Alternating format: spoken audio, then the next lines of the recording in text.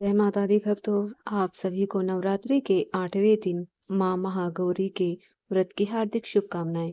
आज सुनेंगे माँ महागौरी की संपूर्ण कथा। सबसे पहले मिलकर माँ महागौरी का ध्यान करेंगे। माँ महागौरी का स्वरूप अत्यंत गौरव और दिव्य है।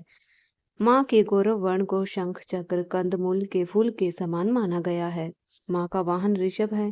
इनकी 4 भुजाएं हैं। दाहिने हाथ में त्रिशूल है, दूसरे दाहिने हाथ अभय मुद्रा में है। माँ ने बाएं हाथ में डमरू धारण किया है और एक दायां हाथ वरद मुद्रा में है। इस स्वरूप से माँ अत्यंत शांत प्रतीत होती है।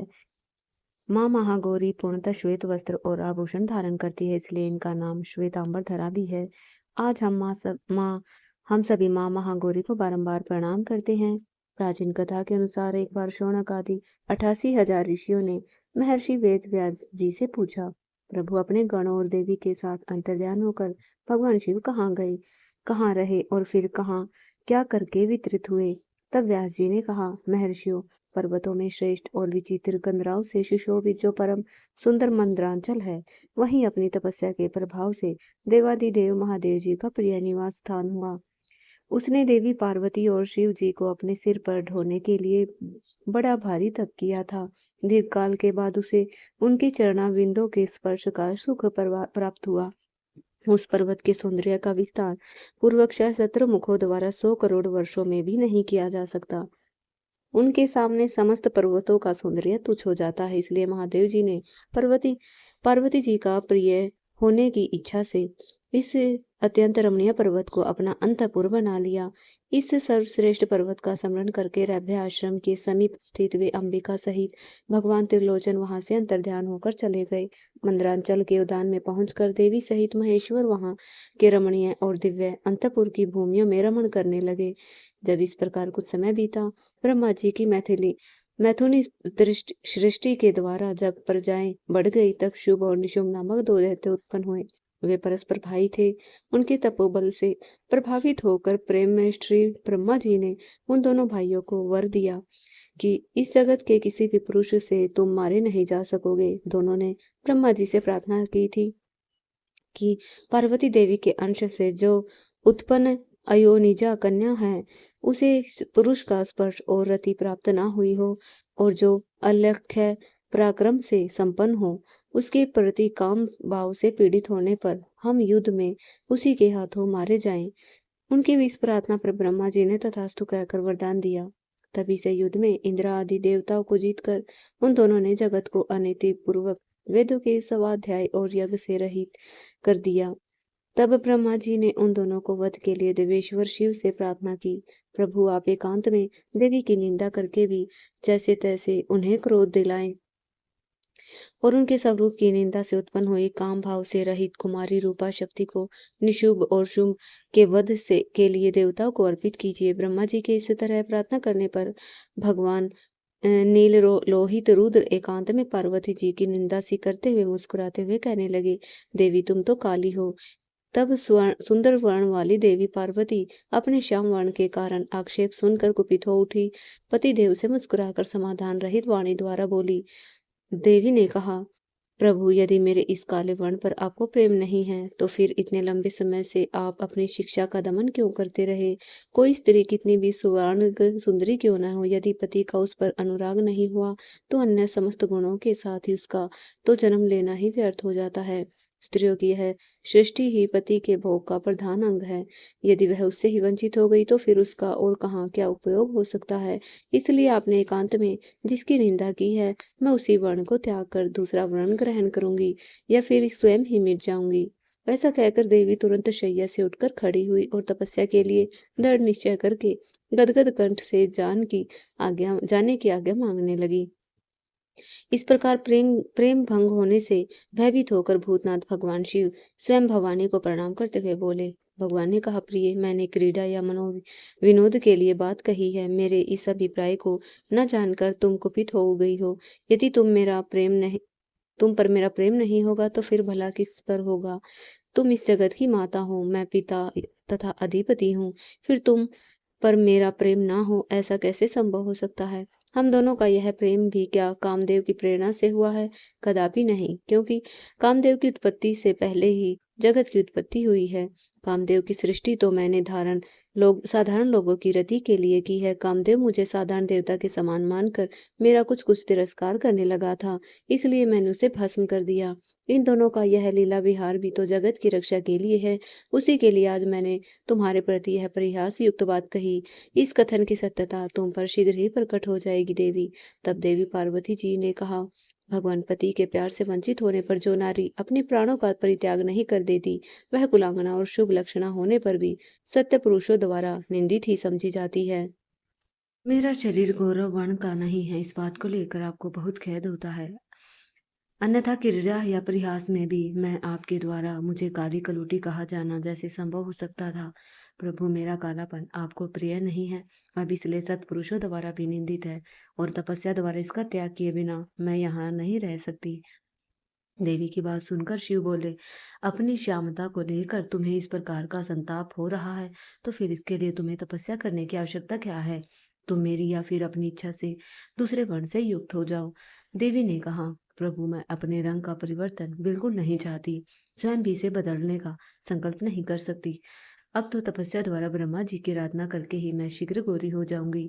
शिव जी बोले, महादेवी, पूर्ण काल में मेरी पूर्ण कृपा से ब्रह्मा जी को ब्रह्म पद की प्राप्ति हुई थी, इसलिए तपस्या द्वारा तुम्हें उन्हें बुलाकर क्या करोगी? देवी ने कहा, प्रभु, इसमें संदेह नहीं, ब्रह्मा आदि समस्त देवताओं को आपसे ही उत्तम पदों की प्राप्ति हुई है। फिर भी आपकी आज्ञा पाकर मैं तपस्या द्वारा ब्रह्मा जी की ही आराधना करके अपना अभिष्ट सिद्ध करना चाहती हूँ। पूर्व काल में जब सती के नाम से दक्ष की पुत्री हुई थी, तब तपस्या द्वारा मैंने आप जगदीश्वर को पति के रूप में प्राप्त किया था। इसी प्रकार आज भी तपस्या करके ब्रह्मा जी को संतुष्ट करके मैं गौरी होना चाहती हूँ।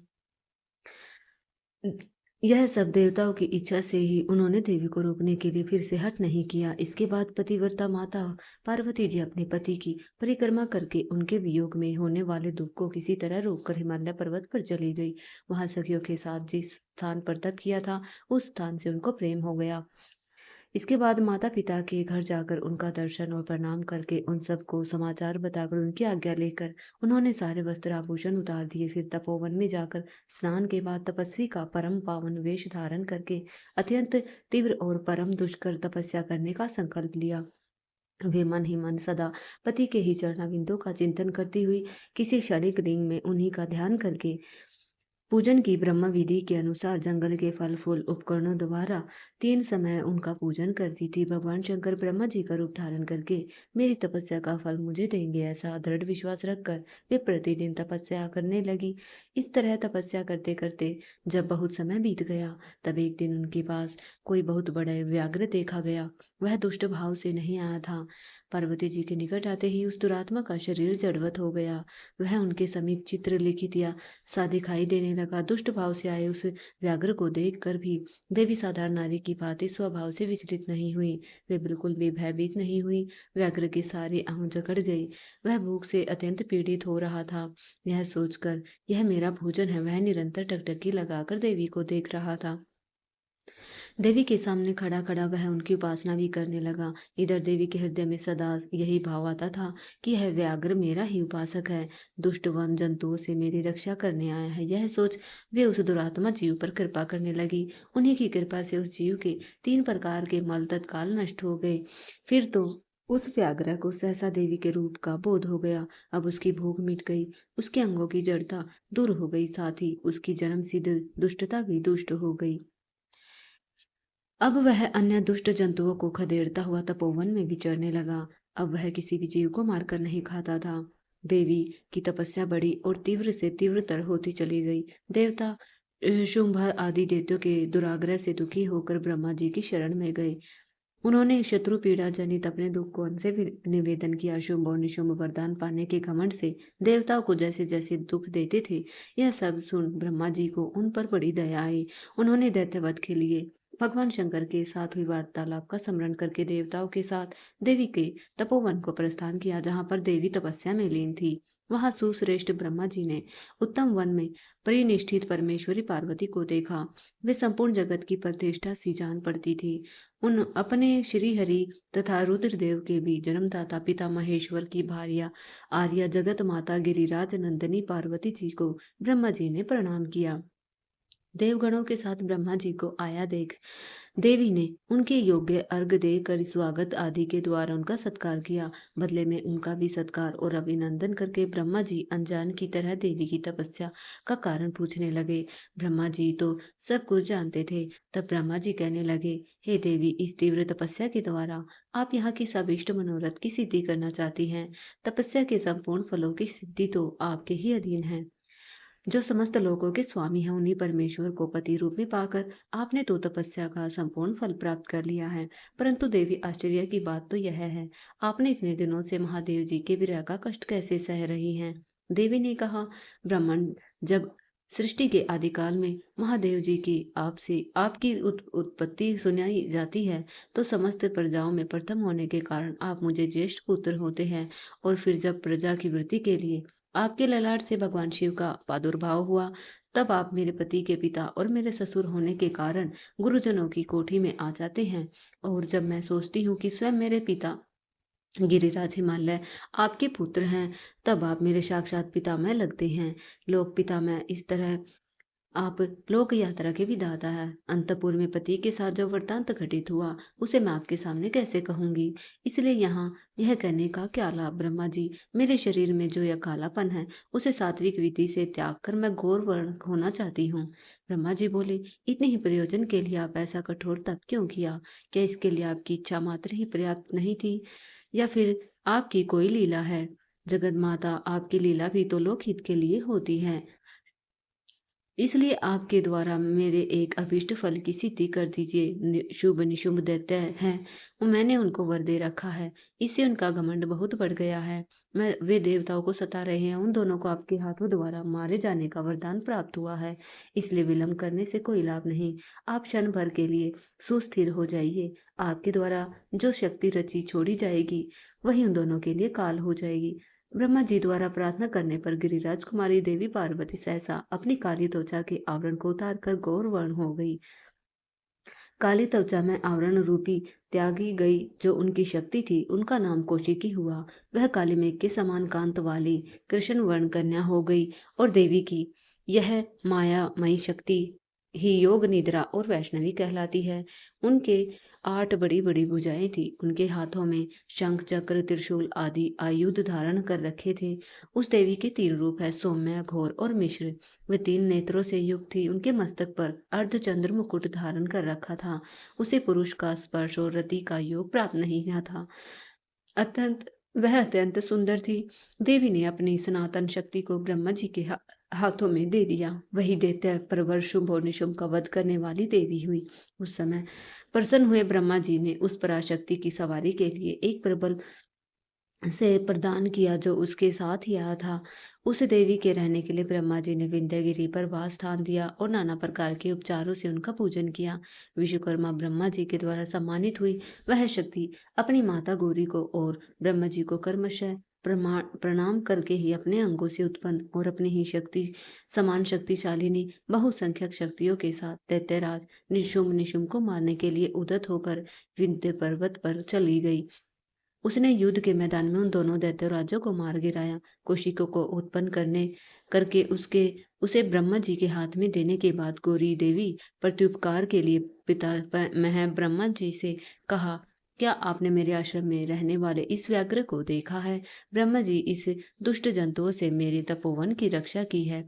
यह मुझे अपना मन लगाकर अनन्य भाव से मेरा भजन करता रहा है, अतः इसकी रक्षा के सिवा मेरा कोई प्रिय कार्य नहीं है। यह मेरे अंतपुर में विचरने लगा। भगवान शंकर इसे प्रसन्नतापूर्वक गणेश्वर का पद प्रदान करेंगे। मैं इसे आगे करके सखियों के साथ अब यहाँ से जाना चाहती हूँ। देवी के ऐसा कहने पर उन्हें भली भांति जान हंसते और मुस्कुराते हुए ब्रह्मा जी व्याघ्र की पुरानी क्रूरतापूर्ण करतूतें बताते हुए उसकी दुष्टता का वर्णन करने लगे। ब्रह्मा जी ने कहा, पशुओं में करूर व्याघ्र और कहाँ यह आपकी मंगलमय कृपा। आप विषधर सर्प के मुख में साक्षात अमृत क्यों सींच रही है। यह केवल व्याघ्र के रूप में रहने वाला कोई दुष्ट निशाचर है। इसने तो बहुत सी गौ और तपस्वी ब्राह्मणों को खा डाला है। यह उन सबको इच्छानुसार ताप देता हुआ मन माना रूप धारण करके विचरता है। इसलिए इसे अपने पाप कर्म का विशेष फल अवश्य भोगना चाहिए। ऐसे दुष्टों को आपको कृपा करने की क्या जरूरत है। इस स्वभाव से कुलषित चित्त वाले दूषित जीव से देवी को क्या काम है। तब देवी बोली, आपने जो कुछ कहा वह सब ठीक है, ऐसा ही सही। फिर भी मेरी शरण में आ गया है, इसलिए मुझे इसका त्याग नहीं करना चाहिए। ब्रह्मा जी ने देवी कहा, देवी आपके प्रति भक्ति है, इस बात को जाने बिना मैंने आपके समक्ष इसके पूर्व चरित्र का वर्णन कर दिया। यदि मेरे भीतर शक्ति भक्ति है तो पहले के पापों से भला इसका क्या बिगड़ने वाला है, क्योंकि आपके भक्त का तो कभी नाश ही नहीं हो सकता। देवी आप ही अजन्मा बुद्धिमती पुरातन शक्ति और परमेश्वरी है। सबके बंध और मोक्ष की व्यवस्था तो आपके ही अधीन है। आपके बिना किसको कर्म जनित सिद्धि प्राप्त होती है। अतः आप यह पापाचारी व्याघ्र भी आज आपकी कृपा से परम सिद्धि प्राप्त करे, इसमें कोई बाधक हो सकता है। इस प्रकार उसके परम तत्व को स्मरण कराकर ब्रह्मा जी ने उस उचित प्रार्थना की और तब गौरी देवी तपस्या से निर्वित हुई। इसके बाद देवी की आज्ञा लेकर ब्रह्मा जी अंतर ध्यान हो गए। फिर देवी अपने वियोग को न सह सकने वाले माता पिता हिमवान को दर्शन करके उन्हें प्रणाम किया और नाना प्रकार से आश्वासन दिया। इसके बाद देवी ने तपस्या के प्रेमी तपोवन के वृक्षों को देखा। वे उनके सामने पुष्पों की वर्षा कर रहे थे। ऐसा जान पड़ता था मानो उनसे होने वाले वियोग के शोक से पीड़ित होकर वे पुष्प पुष्प नहीं आंसू बरसा रहे हो। अपनी शाखाओं पर बैठे हुए पक्षियों के कलरवों के व्याध से मानो वे व्याकुलता पूर्वक नाना प्रकार से दीनता पूर्वक विलाप कर रहे थे। इसके बाद पति के दर्शन के लिए उतावली होकर उस व्याघ्र को औरस पुत्र की तरह स्नेह से आगे करके सखियों से बातचीत करती और देह के दिव्य प्रभा से दसों दिशाओं हुई गौरी देवी मंदिरांचल को चली गई, जहाँ संपूर्ण जगत के आधार सृष्टा पालक और संहारक पति देव महेश्वर विराजमान थे। उधर द्वारपाल बड़ी उतावली से देवी को राह देख रहे थे। उनके साथी महादेव जी भी देवी के आगमन के लिए उत्सुक थे। जब वे भवन में प्रवेश करने लगे, शंकित हो उन उन प्रेम जनों भावों से उनकी ओर देखने लगे। देवी भी उनकी और उन्हीं भावों से देख रही थी। उस समय उस भवन में रहने वाले श्रेष्ठ पार्षदों ने देवी की वंदना की। फिर देवी ने विनय युक्त वाणी द्वारा भगवान त्रिलोचन को प्रणाम किया। वे प्रणाम करके अभी उठ भी नहीं पाई थी कि परमेश्वर ने उन्हें दोनों हाथों से पकड़कर बड़े आनंद के साथ हृदय से लगाया। फिर मुस्कुराते हुए एकटक नेत्रों से उनके मुख की सुधा का पान सा करने लगे। उनसे बातचीत करने के लिए उन्होंने पहले अपनी ओर से वार्ता आरंभ की। दयादिदेव महादेव जी बोले, सर्वांग सुंदरी प्रिय, क्या तुम्हारी यह मनोदशा दूर हो गई, जिसके रहते तुम्हारे क्रोध के कारण मुझे अनुनय विनय तक का कोई उपाय नहीं सूझता था। यदि साधारण लोगों की भांति हम दोनों में भी एक दूसरे के अप्रिय का कारण विद्यमान है, तो इस चराचर जगत जगत का नाश ही। मैं अग्नि के मस्तक पर स्थित हूँ और तुम सोम के, हम दोनों से ही यह अग्नि सोमा तक जगत प्रतिष्ठित है। जगत के हित के लिए स्वेच्छा से शरीर धारण करके विचरने वाले हम दोनों के वियोग में यह जगत तो निराधार हो जाएगा। इसमें शस्त्र और युक्ति से निश्चित किया हुआ दूसरा हेतु भी है। यह स्थावर जंगम रूपी जगतवाणी और अर्थमय ही है। देवी देवताओं के कार्य की सिद्धि के उद्देश्य से ही मैंने उस समय उस दिन लीलापूर्वक व्यंग्य वचन कहा था। और देवी, तुम्हें भी तो सब पता था, तुम तो अनजान नहीं थी, फिर भला तुम कुपित कैसे हो गई। इसलिए यही कहना पड़ता है कि तुमने मुझ पर जो क्रोध किया था वह त्रिलोकी की रक्षा के लिए ही था, क्योंकि तुम में ऐसी कोई बात नहीं है जो जगत के प्राणियों का अनर्थ करने वाली हो। इस प्रकार प्रिय वचन बोलने वाले साक्षात परमेश्वर शिव के प्रति श्रृंगार रस के सारभूत भावों की प्राकृतिक जन्मभूमि देवी पार्वती अपने पति की कही हुई यह मनोहर बात सुनकर, इसे सत्य जानकर मुस्कुरा कर रह गई। लज्जावश वे कुछ नहीं कह सकी। केवल कौशिकी के यश का वर्णन छोड़कर कुछ भी उन्होंने नहीं कहा। देवी ने कौशिकी के विषय में जो कुछ कहा उसका वर्णन कर देवी बोली, मैंने जिस कौशिकी की सृष्टि की है, क्या आपने नहीं देखा? वैसी कन्या ना तो इस लोक में हुई है, ना कभी होगी। ऐसा कहकर देवी ने उसके विंध्य पर्वत पर निवास करने वाले युद्ध के मैदान में शुंभ निशुंभ का वध करके उन पर विजय पाने का प्रसंग सुनाकर उनके बल पराक्रम का वर्णन महादेव जी के सम्मुख कहा। इसके साथ यह भी बताया, वह उपासना करने वाले लोगों को सदा प्रत्यक्ष फल देती हैं, निरंतर लोगों की रक्षा करती रहती है। प्रभु, इस विषय में ब्रह्मा जी आपको आवश्यक बातें बताएंगे। उस समय इस प्रकार बातचीत करती हुई देवी की आज्ञा से ही एक सखी ने उस व्याघ्र को लाकर उसके सामने खड़ा कर दिया। उसे देखकर देवी कहने लगी, देव, यह व्याघ्र मैं आपके लिए भेंट स्वरूप लाई हूँ। आप इसे देखिए। इसके समान मेरा उपासक कोई दूसरा नहीं है। इसने तो दुष्ट जंतुओं के समूह से मेरे तपोवन की रक्षा की थी। यह मेरा अनन्य भक्त है। हमने जिस प्रकार मेरी रक्षा की है, अब यह मेरा विश्वास पात्र बन गया है। मेरी प्रसन्नता के लिए देखिए प्रभु, यह अपना क्षेत्र छोड़कर यहाँ आ गया है। हे महेश्वर, यदि मेरे आने से आपको प्रसन्नता हुई है और यदि आप मुझसे अत्यंत प्रेम करते हैं, मैं चाहती हूँ यह नंदी की आज्ञा से मेरे अंतपुर के द्वार पर अन्य रक्षकों के साथ उन्हीं के चिन्ह धारण करके स्थित रहे। तब देवी के इस प्रकार मधुर और अंतगोतव तव्य प्रेम बढ़ाने वाले शुभ वचनों को सुनकर महादेव कहने लगे, हे देवी, मैं अत्यंत प्रसन्न हूँ। फिर तो यह व्याघ्र उसी क्षण लचकती हुई स्वर्ण जटित बेत की छड़ी, रत्नों से जड़ित विचित्र कवच, सर्प की सी आकृति वाली छुरी और रक्षकोजेत वेश धारण किए गणाध्यक्ष के पद पर प्रतिष्ठित हुए। उसने उमा सहित महादेव और नंदी को आनंदित किया था, इसलिए सोम नंदी नाम से विख्यात है। इस प्रकार देवी का प्रिय कार्य करके चंद्रार्ध भूषण महादेव जी ने उन्हें रतन भूषित दिव्य आभूषणों से भूषित किया। चंद्राभूषण भगवान ने शिव ने गौरी देवी को पलंग पर बैठाकर उस समय सुंदर अलंकारों से ही उनका श्रृंगार किया। प्रिय भक्तों, यह थी माँ महागौरी की कथा। अगर आपको कथा अच्छी लगी हो तो वीडियो को लाइक जरूर करें, इसे ज्यादा से ज्यादा शेयर करिए। सभी भक्त प्रेम से बोलिए, माँ महागौरी की जय।